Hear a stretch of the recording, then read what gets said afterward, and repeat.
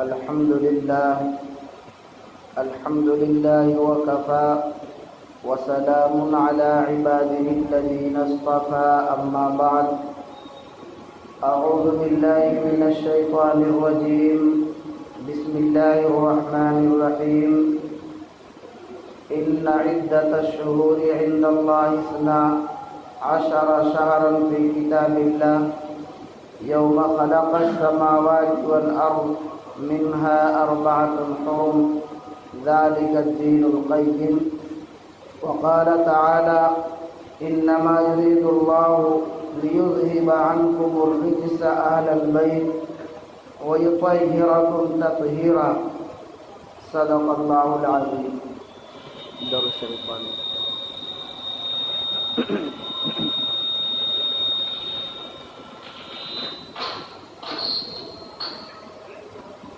یہ ماہ محرم اللہ تعالیٰ نے بعض اوقات کو دوسرے وقتوں پر اور بعض ایام کو دوسرے یوم پر، بعض راتوں کو دوسری راتوں پر اور بعض کتابوں کو دوسری کتابوں پر، بعض فرشتوں کو دوسرے فرشتوں پر، بعض انبیاء کو دوسرے نبیوں پر، اور امتیوں میں بعض امتی کو دوسرے امتیوں پر، بعض خلیفہ کو دوسرے خلیفوں پر اللہ تعالیٰ نے ایک گنا فضیلت اور اہمیت عطا کی ہے. انہی میں سے یہ مہینہ بھی ہے جو دیگر اور مہینوں کے اعتبار سے اللہ کے نزدیک محترم ہے، یعنی اس کا اعزاز اور احترام کہ اللہ تعالیٰ کی طرف سے ہے، نہ کہ کسی انسان کے کہنے اور بنانے سے ہے، بلکہ اللہ تبارک و تعالیٰ نے خود ہی اس کے اندر عظمت رکھی. آج اور آج سے پہلے بھی کبھی کبھار یہ سننے میں آتا ہے، اور جو پرانے ذہن اور ہمارے ضعیف بوڑھی یا بوڑھا اس قسم کے لوگ ہیں، وہ محرم کے مہینے کو بے برکت والا مہینہ تصور کرتے ہیں اپنے کسی تقریب کے لیے، کسی خوشی کے لیے. ان کے دل و دماغ میں کچھ ایسا ہے کہ محرم کے مہینے میں شادی بیاہ نہیں کرنا چاہیے، کوئی دکان مکان اس طرح کی تعمیراتی کام شروع نہیں کرنا چاہیے، کوئی تقریب نہیں کرنا چاہیے. یہ مہینہ بے برکت والا ہے. نعوذ باللہ کچھ لوگ اس مہینے کو ایک منحوس کے لفظ سے بھی جانتے ہیں کہ یہ منحوس مہینہ ہے، بلکہ اللہ تبارک و تعالیٰ نے جب اس میں عظمت اور اچھائی اور بہتری رکھ دی تو کسی انسان کی کیا مجال ہے کہ اس کے اندر وہ بے برکتی یا نحوست رکھ سکے. اور ایسا نہیں کہ اللہ تبارک و تعالیٰ نے یہ عظمت اور برکت ابھی چند دن پہلے رکھے ہوں، بلکہ جس دن اللہ تعالیٰ نے آسمان اور زمین کو بنایا اسی دن اللہ تبارک و تعالیٰ نے ان 4 مہینوں کے اندر عظمت بھی رکھی. یوم خلق السماوات والارض منها 4 حرم، جس دن اللہ تبارک و تعالیٰ نے آسمان و زمین بنایا، اور یہ آسمان و زمین آج اور کل کی تخلیق نہیں ہے، بلکہ اللہ تبارک و تعالیٰ نے یوم اول ہی سے اس کو وجود بخشا اور اس کی تخلیق فرمائی. اگر یہ محرم کا مہینہ بے برکت والا مہینہ ہوتا اور اس کے اندر نکاح کی تقریب، شادی کا جشن کرنے سے بے برکتی ہوتی، تو آپ سوچیں کہ حضرت محمد الرسول اللہ صلی اللہ علیہ وسلم سے بابرکت شخصیت اور پوری کائنات میں اللہ کے نزدیک آپ سے زیادہ محبوب کوئی ہستی اللہ کے نزدیک نہیں ہے۔ حضرت محمد الرسول اللہ صلی اللہ علیہ وسلم نے اپنا پہلا نکاح جو حضرت خدیجہ الکبریٰ رضی اللہ تعالی عنہا سے کیا، وہ نکاح محرم کے مہینے میں ہوا۔ پہلا نکاح آپ صلی اللہ علیہ وسلم نے حضرت خدیجہ الکبریٰ رضی اللہ تعالی عنہا سے جو فرمایا وہ نکاح محرم کے مہینے میں فرمایا۔ آپ صلی اللہ علیہ وسلم کی سیرت اور زندگی ہمارے لیے اسوہ ہے، نمونہ ہے۔ لقد کان لکم فی رسول اللہ اسوۃ حسنہ، یقیناً اللہ کے رسول صلی اللہ علیہ وسلم کی زندگی میں تمہارے لیے نمونہ ہے، اسوہ ہے، یعنی تمہیں بھی اپنی زندگی اپنے نبی کی زندگی کے مطابق گزارنا ہے۔ یہ آیت تو ہم پڑھتے ہیں اور یہ ہمارے دل و دماغ میں بھی ہے کہ ہمارے لیے جو کامیابی کا نمونہ اور ذریعہ ہے وہ صلی اللہ علیہ وسلم کی زندگی اور آپ کے عمل جو دنیا میں آپ نے کیے ہیں یا کہے ہیں وہ ہیں۔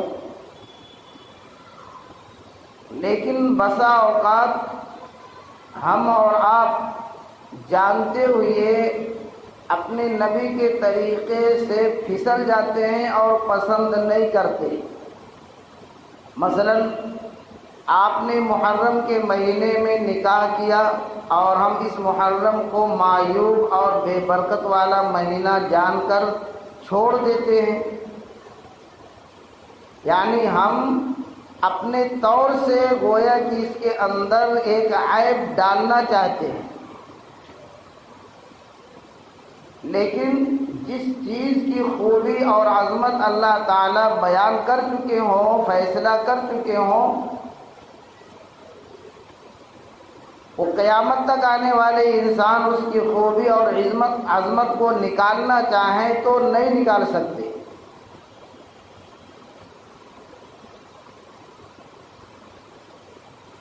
تو اس مہینے میں نکاح ہمارے تصور اور خیال کے اعتبار سے اگر کچھ کم اور عیب معلوم ہوتا ہو تو ہمیں چاہیے کہ آپ صلی اللہ علیہ وسلم کی سیرت کو دیکھیں کہ آپ نے اپنا پہلا نکاح حضرت خدیجہ الکبریٰ رضی اللہ تعالی عنہا سے جو فرمایا وہ محرم کے مہینے میں فرمایا، اور نکاح آپ نے جو فرمایا حضرت خدیجہ الکبریٰ رضی اللہ تعالی عنہا، یہ اس سے پہلے دو شوہروں کے پاس یعنی متوفا دو شوہروں کے پاس سے ہو کر آئی، تیسرا نکاح آپ نے ان سے فرمایا۔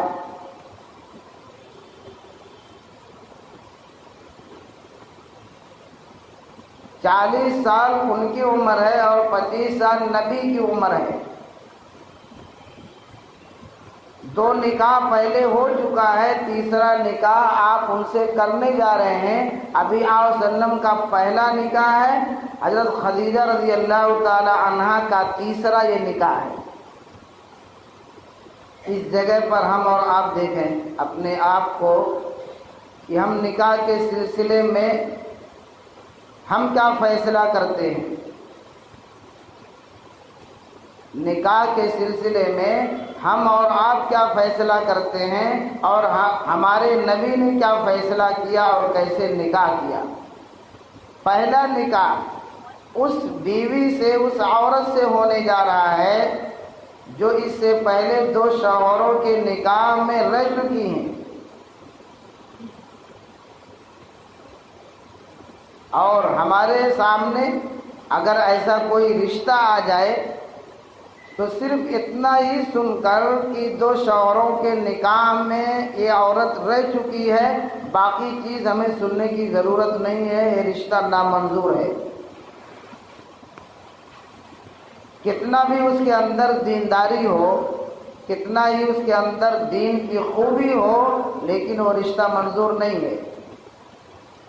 اور آج رشتوں میں جو زیادہ پریشانیاں ہیں وہ اس لیے ہے کہ شریعت نے رشتہ متعین کرنے کا جو معیار بتایا ہے، جس چیز کو اہم اور اصل قرار دیا ہے، اس اصل کو ہم نے چھوڑ دیا ہے، دوسری چیز کو اپنے لالچ میں، حرص میں، خواہش میں، اپنے انا میں، اپنے تکبر اور بڑائی میں، اپنے خاندانی جو ہے ایک روش میں دوسری چیز کو قبول کرنا جو ہم نے عادت بنا لیا ہے، اسی میں ہمیں دھوکہ ہوتا ہے۔ اگر کسی انسان کے اندر دینداری ہے تو فقر و فاقہ کی حالت کو بھی وہ برداشت کر لے گا۔ کیوں؟ صحابہ کرام پر فقر و فاقہ کے حالات آئے، ہمارے نبی کے اوپر فقر و فاقہ کے حالات آئے، ہمارے نبی کے بیویوں کے ساتھ فقر و فاقہ کے حالات آئے۔ بیماری اگر مسلسل چل رہی ہے اور دینداری اندر ہو تو کفر نہیں بکے گا، بلکہ وہ صبر کرے گا اور کہے گا حضرت ایوب علیہ السلام ان کی بھی زندگی کا ایک بڑا حصہ بیماری میں گزرا۔ وہ صحابہ کرام اور انبیاء کرام کی زندگی اور سیرت کو دیکھتے ہوئے اپنے اندر صبر پیدا کرے گا۔ اگر اس کو ستانے والے گھر اور دور کے لوگ ہوں، دین کے سلسلے میں آگے نہ بڑھنے دیتے ہوں، تب بھی وہ اپنے آپ کو سنبھال لے گا کہ ہمارے نبی کو دین سے روکنے والے جیسے دور کے لوگ برابر کے شریک ہیں، ایسے گھر کے افراد بھی آپ کو دین سے روکنے کے لیے آپ کے سامنے کھڑے نظر آئے۔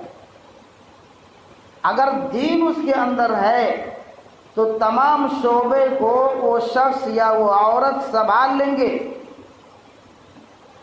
زندگی کا کوئی بھی موڑ اس کے سامنے آئے، دین ہر شعبے میں اس کو روشنی دکھائے گا۔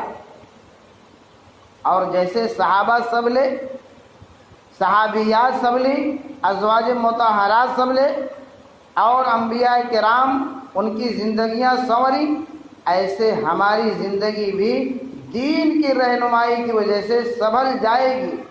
لیکن ہم نے اس اصل اصول کو چھوڑ کر کچھ اور دیکھنا شروع کیا، اسی اور دیکھنے میں ہم سے دھوکے ہوئے اور زندگی پریشان ہوئی۔ اور پھر اللہ تعالیٰ کی پھٹکار بھی لگتی ہے، اس لیے کہ تم نے اچھی چیز کو چھوڑا، دین کو چھوڑا اور دوسری چیز کو دین پر ترجیح دی۔ دین ہمارا آپ کا نہیں ہے، دنیا کی کھیتی کا سامان نہیں ہے، باغ اور کھیت کھلیان نہیں ہے، وہ اللہ تعالیٰ کا فیصلہ ہے، اللہ تعالیٰ کا حکم ہے، اللہ تعالیٰ کی مشیت ہے، اس میں اللہ کی رضا ہے۔ جو اللہ کی مشیت کو، اللہ کی رضا کو عیبدار بنانا چاہے گا، اس کو ذلیل کرنا چاہے گا، کسی چیز کو اس پر فوقیت دے گا، اہمیت دے گا، تو اللہ تبارک و تعالیٰ اس کو کیسے برداشت کریں گے؟ اس کا وبال تو لازمی طور پر آنا ہے۔ اصل چیز جو دیکھنے کی تھی وہ دیکھے نہیں، اور دوسری چیزوں کی طرف ذہن اتنا مائل ہوا کہ دوسری چیز کو دیکھ کر ہم نے فیصلہ کر لیا۔ کیا صحابہ کرام میں ایسے واقعات نہیں ہیں؟ آپ صلی اللہ علیہ وسلم نے اپنی صاحبزادی کا نکاح حضرت علی رضی اللہ تعالی عنہ سے کیا۔ کتنے مالدار صحابی تھے وہ، جانتے ہیں؟ پوری زندگی ان کے اوپر زکوٰۃ نہیں آئی، زکوٰۃ فرض نہیں ہوئی۔ ایسے کمزور اور غریب صحابی، شکل صورت کے اعتبار سے کچھ صحابہ کرام جو اچھے نہیں تھے دیکھنے میں، شکل صورت کے اعتبار سے، سیرت کے اعتبار سے نہیں۔ سیرت اللہ تعالیٰ ایسی بنائے تھے کہ اللہ تعالیٰ ان سے راضی تھے، خوش تھے۔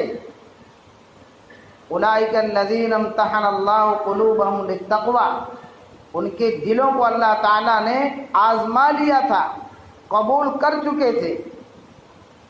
کچھ شکل و صورت کے اعتبار سے جو دیداور نہیں تھے، جاذب نظر نہیں تھے، جب ان کا رشتہ کسی گھر پہ گیا، کسی سردار کے امیر کے گھر پہ گیا اور وہاں سے ذرا بھی کچھ ایسی بات سامنے آئی کہ یہ رشتہ ہمیں منظور نہیں ہے، تو وہیں پر گھر میں بیٹھی خاتون نے آواز دیا کہ رشتہ بھیجنے والے کو دیکھو، رشتہ بھیجا کس نے؟ جس نے رشتہ بھیجا ہے اس کو دیکھو، یہ رشتہ ہر حال میں ہمیں منظور، ہم کریں گے۔ تو آپ صلی اللہ علیہ وسلم نے جو پہلا نکاح کیا وہ محرم کے مہینے میں کیا۔ اگر یہ مہینہ اپنے اندر بے برکتی رکھتا تو نبی علیہ السلام اس مہینے میں کبھی اپنا نکاح فرماتے نہیں فرماتے، اور اگر آپ نے نکاح کر بھی لیا اور الا ماشاء اللہ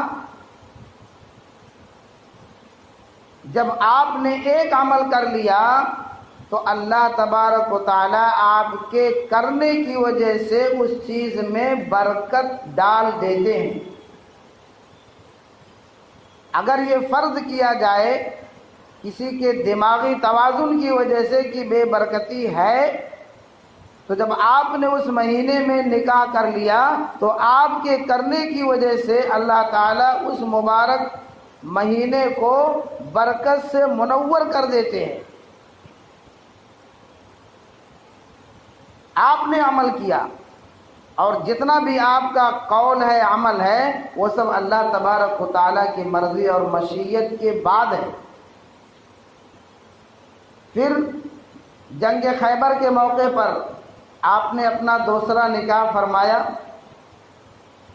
حضرت صفیہ رضی اللہ تعالی عنہا ان سے، اور وہ بھی نکاح محرم کے مہینے میں 3 تاریخ کو ہوا۔ دو نکاح آپ نے اپنا اسی ماہ محرم میں فرمایا۔ حضرت ام کلثوم رضی اللہ تعالی عنہا، ان کا نکاح تاریخ کے اعتبار سے حضرت ام کلثوم رضی اللہ تعالی عنہا کا نکاح حضرت عثمان غنی رضی اللہ تعالی عنہ سے محرم کے مہینے میں ہوا۔ اور اس سے آگے چلیے، آپ کی لخت جگر حضرت فاطمہ رضی اللہ تعالی عنہا، جن کے فرزند ارجمند امام حسین رضی اللہ تعالی عنہ ہیں، ان کا بھی نکاح حضرت علی رضی اللہ تعالی عنہ سے محرم کے مہینے میں ہوا۔ اتنے سارے نکاح آپ صلی اللہ علیہ وسلم نے اس مہینے میں کیے۔ اگر یہ مہینہ منحوس ہوتا، بے برکت ہوتا، تو آپ اپنا نکاح، اپنے بیٹیوں کا نکاح اس مہینے میں کرتے؟ کبھی نہیں کرتے۔ ہم دین کے کاموں کو نہیں اپناتے، جو چیز دین نہیں ہے اس کی طرف ہمارا مزاج اور ذہن جاتا ہے۔ اسلام میں رسم و رواج کی کوئی حقیقت نہیں ہے، منع کیا گیا، سختی سے منع کیا گیا۔ اور دین جو ہوتا ہے ایک دن کے لیے، ایک متعین وقت کے لیے نہیں ہوتا۔ دین جو ہوتا ہے وہ فرض نماز چھوڑ کر ادا نہیں کیا جاتا ہے، بلکہ دین سب سے اہم جو رکن دین کا ہے وہ نماز ہے۔ کون سا دوسرا کام دین کا ایسا آیا کہ فرض نماز سے بھی بڑا درجہ لے کر آیا اور اس نے چھوڑنے کی اجازت دی اور معاف کر دیا کہ نماز چھوڑ سکتے ہیں، دوسرا دین کا کام کر سکتے ہیں۔ یقیناً یہ دین نہیں ہے، یہ شیطان کے بہکاوے میں ہے، شیطان کے جال میں پھنس چکے ہیں۔ اور دین کبھی نوحہ اور ماتم کے لیے نہیں کہتا صبر کرو یا شکر کرو۔ بہت زیادہ خوشی پہنچی ہے، اللہ تعالیٰ کا شکر ادا کرو، نعمت پہنچی ہے شکر ادا کرو، اور تکلیف پہنچی ہے، مصیبت پہنچی ہے، بیماری آئی ہے تو صبر کرو۔ صبر اور شکر یہی دو تعلیم ہے اسلام کی اور دین کی۔ اس جمعہ میں واقع کربلا کا کچھ منظر آپ کے سامنے رکھنا ہے، اس لیے کہ پچھلے جمعہ کو ماہ محرم الحرام اس سے سال کی ابتدا کیوں ہوئی اور اس میں کیا کیا واقعات پیش آئے، تو واقعات پر بھی نہیں جانا ہے کہ واقعات پیش آئے تو ہم کو یہ کام کرنا ہے، بلکہ اللہ تعالیٰ نے ایک چیز کو جب محترم بنا دیا تو اللہ تعالیٰ کے بنانے کی وجہ سے ہمارے نزدیک وہ محترم ہے۔ ان عدۃ الشہور عند اللہ 12 شہرا فی کتاب اللہ یوم خلق السماوات والارض منها 4 حرم۔ جس دن اللہ تبارک و تعالیٰ نے آسمان و زمین کو بنایا اسی دن ان 4 مہینوں کے اندر اللہ نے عظمت رکھی۔ عاشورہ کا روزہ رمضان کے روزے سے پہلے فرض تھا، جب رمضان کا روزہ فرض ہوا تو اس کی فرضیت منسوخ ہوئی، ختم ہوئی، لیکن پھر بھی اس کی اہمیت باقی ہے۔ ہجرت کے بعد آپ جب مدینہ تشریف لے گئے تو آپ نے دیکھا کہ وہاں کے لوگ روزہ رکھتے ہیں اور ایک روزہ رکھتے ہیں، تو آپ نے فرمایا کہ آنے والے سال اگر اللہ تعالیٰ باحیات رکھے تو ہم 2 روزے رکھیں گے، تاکہ یہود کے ساتھ مشابہت نہ ہو، یہود کے ساتھ مشابہت نہ ہو۔ عبادت جیسے کاموں میں آپ صلی اللہ علیہ وسلم یہود کی مشابہت سے اپنے آپ کو اور امت کو بچا رہے ہیں اور بچانے کو کہہ رہے ہیں، عبادت جیسی چیزوں میں یہ بتائیے کہ لباس میں، کھانے پینے میں، رہن سہن میں کتنا زیادہ یہود سے بچنا چاہیے، ان کی مشابہت سے کتنا دور رہنا چاہیے۔ جب عبادت جیسی چیز کو آپ صلی اللہ علیہ وسلم نے ان کے مشابہت سے بچنے کے لیے ایک دن کے روزے کو 2 دن کہا کہ 2 دن رکھیں گے، تو دیگر چیزوں میں کتنا احتیاط کی ضرورت ہے۔ عبادت میں تو ثواب ہی ملتا ہے، اگر عبادت سنت کے مطابق ہو تو ثواب ہی ملتا ہے، لیکن اس میں بھی مشابہت گوارا نہیں، تو دوسری چیزوں میں کتنا بچنے کی ضرورت ہے۔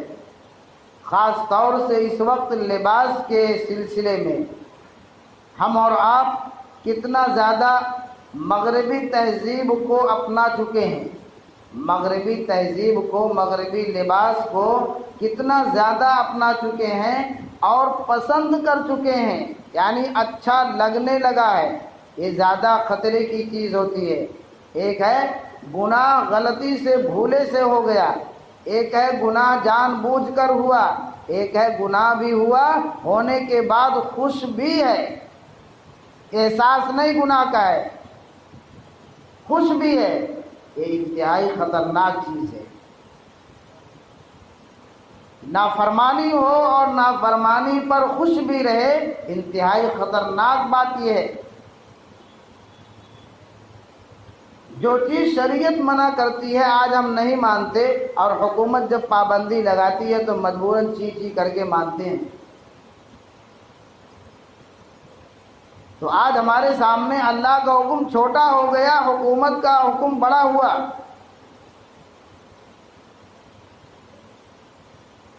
حالانکہ پوری کائنات کے مالک اور خالق وہ اللہ تبارک و تعالی ہے. جو ہم کہہ رہے ہیں آپ سن رہے ہیں، ہم بھی جانتے آپ بھی جانتے، عمل کون کرتا ہے یہ عمل کے لائن میں ہر ایک اس سے دور ہے. یہ خالق اور مالک اللہ کی ذات ہے، مانی جائے گی تو اللہ کی ذات مانی جائے گی. جہاں بندہ ہارتا ہے اور پھنستا ہے وہاں اللہ کے اوپر ڈال دیتا ہے. بس اسی بھی اللہ کی ذات کو اپنا رکھے ہیں. تو اس مہینے میں حضرت امام حسین رضی اللہ تعالی عنہ کے ساتھ شہادت کا جو معاملہ پیش آیا، واقع کربلا، اور واقع کربلا کو بھی بار بار کہنے میں ایک عجیب سا معلوم ہوتا ہے، اس لیے کہ کوئی خاص دین کا حصہ نہیں ہے. ذات حضرت حسنین رضی اللہ تعالی عنہما کی بڑی اعلیٰ ہے، ذات بڑی اعلیٰ عرفہ ہے. جب حضرت فاطمہ کے گھر تولد ہوا تو آپ بڑے خوش ہوئے. آپ نے جا کر تہنیک کی، کان میں اذان دی، اقامت دی، تہنیک کی، اپنا لعاب مبارک نکال کر ان کے جو ہے منہ میں ڈالا، اور شروع کے 6 سال آپ صلی اللہ علیہ وسلم نے اپنے تربیت میں رکھا. اپنی تربیت میں اتنی تربیت کہ ایک مرتبہ آپ کے ساتھ میں نواسہ رسول چل رہے تھے، راستے میں کھجور گری پڑی تھی، یہ اٹھا کر منہ میں ڈالے تو آپ نے دیکھ لیا، آپ نے فوراً کہا کہ تھوکو اس کو اگلو، اس کو باہر پھینکو، کہا اس کو باہر ڈالو. کیوں؟ ممکن ہے کہ یہ کھجور صدقہ کی ہو. اس طرح آپ نے تربیت کی. اعلیٰ اور مقام کیا ہے؟ بچپنے کا وقت ہے، آپ صلی اللہ علیہ وسلم نماز پڑھ رہے ہیں، سجدہ کر رہے ہیں، سجدے کی حالت میں یہ نواسہ رسول کھیلتے کودتے آپ کے پیٹھ پر سوار ہو جاتے ہیں. ان کے پیٹھ پر آ جانے کی وجہ سے آپ نے سجدے کو لمبا کر دیا. یہ مقام کی بات ہے. آپ منبر رسول پر خطبہ دے رہے ہیں اور نواسے دوڑے آ رہے ہیں، پیر کبھی ادھر کبھی ادھر، آپ نے خطبہ روک کر ان کو سنبھالا اور آگے بیٹھا دیا. آپ نے کہا حسین مجھ سے ہیں اور میں حسین سے ہوں. الحسین منی وانا من الحسین. آپ صلی اللہ علیہ وسلم نے اپنی زندگی میں شہادت کی دعا کی تھی. شہادت کی وقت اصل میں بہت کم ہے، اس لیے بہت کاٹ کر بات کرنا ہے. آپ نے شہادت کی دعا کی تھی. لوجدت فی سبیل اللہ ان اقتل ثم احیا ثم اقتل ثم احیا ثم اقتل. آپ نے دعا کی تھی کہ رب کریم میں چاہتا ہوں اور پسند کرتا ہوں کہ میں آپ کے راستے میں شہید کیا جاؤں، پھر زندہ کیا جاؤں، پھر شہید کیا جاؤں، پھر زندہ کیا جاؤں. یعنی یہ عمل شہادت کا بار بار مجھے نصیب ہو، ایسا میں پسند کرتا ہوں. لیکن کس کا ہاتھ، کس کی تلوار اور کس کی تیر آپ کے جان کو نقصان پہنچا سکتی تھی؟ اللہ تعالیٰ نے بچانے کا، جان کے بچانے کا وعدہ کر لیا تھا کہ آپ کی جان ہم ہلاک نہیں ہونے دیں گے. کسی کے تیر و تلوار میں وہ طاقت نہیں تھی کہ نبی کی جان تک پہنچ کر نعوذ باللہ آپ کو قتل کر دے. آپ کی اس خواہش کو ایک نتیجہ بتا رہے ہیں. آپ صلی اللہ علیہ وسلم کی اس خواہش کو اس حدیث کے بنا پر کہ حسین مجھ سے ہیں میں حسین سے ہوں، اللہ تعالیٰ نے حضرت حسین رضی اللہ تعالی عنہ کو شہادت کے باب سے گزارا. ان کا شہید ہونا گویا کہ وہ شہادت کا مرتبہ اور مقام اور وسلم کے کھاتے اور نامہ اعمال میں بھی آ گیا. حقیقی شہادت تو ناممکن تھی، لیکن نیکی کے اعتبار سے، اجر و ثواب کے اعتبار سے اللہ تعالیٰ نے وہ موقع عطا کیا، اور وہ شہادت حضرت حسین رضی اللہ تعالیٰ عنہ کو حقیقتاً ملی، جس میں آپ کی دعا شامل تھی، تو آپ کو بھی اس دعا کی وجہ سے شہادت کا مقام اور مرتبہ مزید ملا، ورنہ اس گھرانے کو، ان حضرات کو کون شہید کر سکتا تھا؟ کون تھا جو اس وقت ان کے مقابل میں سامنے آتا؟ اسی بنا پر تو حضرت حسین رضی اللہ تعالی عنہ نے یزید کی بیعت کو ٹھکرایا تھا۔ امیر معاویہ رضی اللہ تعالی عنہ نے کیا چھیڑے واقعہ، وقتی ختم ہو رہا ہے کہ اس وقت کوئی ان کے مقابل نہیں تھا۔ آپ صلی اللہ علیہ وسلم کا خاندان تھا، خاندان نبوت تھا، جس میں آپ کے نواسے تھے، جس میں آپ کی بیٹی تھی، آپ کا گھر تھا۔ کسی کے اندر وہ طاقت اور قوت نہیں تھی کہ ان کے سامنے آ کر ایسا لفظ بھی کہہ سکیں جو ان کی ذات میں عیب بھی پیدا کر سکے۔ شہادت تو بہت دور کی چیز ہے، لیکن آپ صلی اللہ علیہ وسلم نے جو دعا کی تھی، جو اپنی چاہت کا اظہار کیا تھا، اور دنیا سے ہر ایک کا وصال تو ہوتا ہی ہے، مرتے سبھی ہیں، ہر جاندار کو مرنا ہے، لیکن شہید مرتا نہیں ہے، صرف جگہ اس کی بدلتی ہے، وہ زندہ ہے۔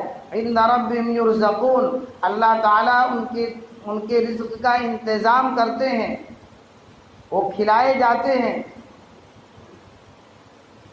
تو یہ بڑا مقام جو شہادت کا ہے، وہ بھی نبی علیہ الصلوۃ والسلام کے جھولی اور کھاتے میں آئے، اس کے انتظام کو اللہ تعالیٰ نے واقع کربلا سے کیا۔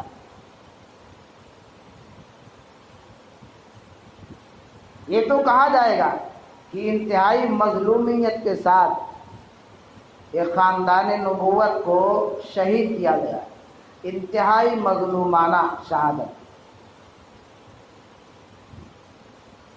اس لیے کہ اگر یہ مکے میں ہوتے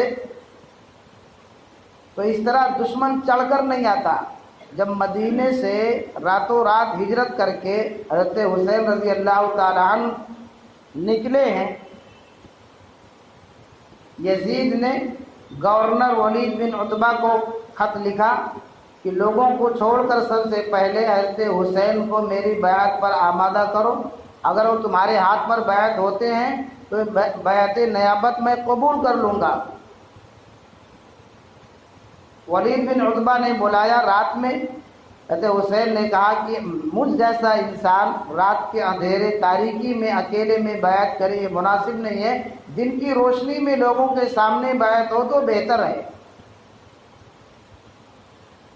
اس کے سمجھ میں بات آئی، اور ولید بن عتبہ نے کہا کہ بہتر ہے، صبح انشاءاللہ بیعت ہوگی۔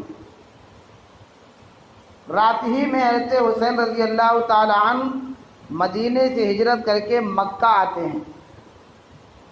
مکہ میں 5 سال تک رہے، لیکن یزیدی فوج اور لشکر میں یہ طاقت نہیں تھی کہ مکے میں پہنچ کر حضرت حسین رضی اللہ تعالی عنہ کو کچھ کہہ سکیں۔ اگر یہ واقعہ کربلا کے بجائے مکے میں پیش آتا تو اتنا مظلومانہ واقعہ نہیں ہوتا۔ 5 سال کی مدت مکے میں تھے، 5 سال کے بعد پھر کوفہ کی طرف روانہ ہوئے ہیں، اس کے بعد واقعات سب پیش آئے ہیں، لیکن 5 سال کے بیچ میں یزید یا اس کے لشکر فوج میں یہ طاقت نہیں تھی کہ چڑھ کر آئیں اور مکے میں حضرت حسین رضی اللہ تعالیٰ عنہ کو کچھ کہہ سکے۔ اب ہم کو اس سے سیکھنا کیا ہے؟ اس سے ہمیں سیکھنا ہے کہ آخری وقت میں حضرت حسین رضی اللہ تعالی عنہ جاتے جاتے دنیا سے رخصت ہو رہے ہیں، اس کے بعد بھی آپ نے نماز کو نہیں چھوڑا، آپ نے نماز ادا کی۔ ہمیں بھی اپنی زندگی میں نماز کی پابندی کرنا ہے، ہر کام کو پیچھے کر کے، اپنی ضرورت کو، اپنے تقاضے کو پورا کر کے، ختم کر کے، پیچھے کر کے نماز کو ہم پورا کریں گے اور وقت پر ادا کرنے کی کوشش کریں گے، جماعت سے پڑھیں گے، تکبیر اولیٰ سے پڑھیں گے، اس کا اہتمام کریں گے، انشاءاللہ یہ نیت کریں۔ اللہ تعالیٰ کہنے سننے زیادہ عمل کی توفیق عطا فرمائے۔